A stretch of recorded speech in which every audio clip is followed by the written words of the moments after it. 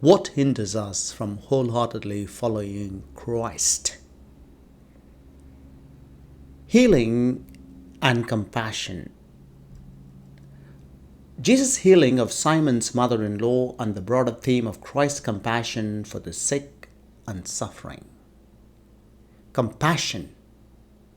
He moved with pity and cured the sick. The power of prayer. The importance of prayer in Jesus' life as depicted when he withdrew to a solitary place may we deepen our Christian life to prayer life that is of silence, prayer that leads to contemplation. We need quieter moments in our lives. Balancing ministry and rest. The balance between ministry and rest in Jesus' example emphasized the need for self-care and finding moments of solitude in the midst of serving others. We need a work-life balance. We need balance between ministry and self-care. Authority of Jesus' teaching. How people were amazed at Jesus' authority in teaching. The relevance of Jesus' teaching in our lives today. Discipleship and following Christ. The immediate response of Simon Peter and others to follow Jesus. The concept of discipleship and what it means to follow Christ wholeheartedly. What type of discipleship are you? Is a disciple of following Christ calls for a life of commitment?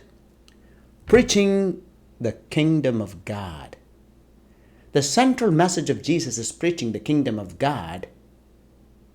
May we connect this to mission of the church in proclaiming the good news. Ask yourself, as part of the church, people of God, what is your mission? Demonstrating God's kingdom through service. How Jesus' action demonstrates the values of God's kingdom, especially in acts of healing and compassion. Mission and evangelization. The passage to broader theme of mission and evangelization, urging us to actively share the love of Christ with others. Go commission, go to the whole world, baptize them in the name of the Father and the Son. When we are the mission, we are on the move. Responding to God's call.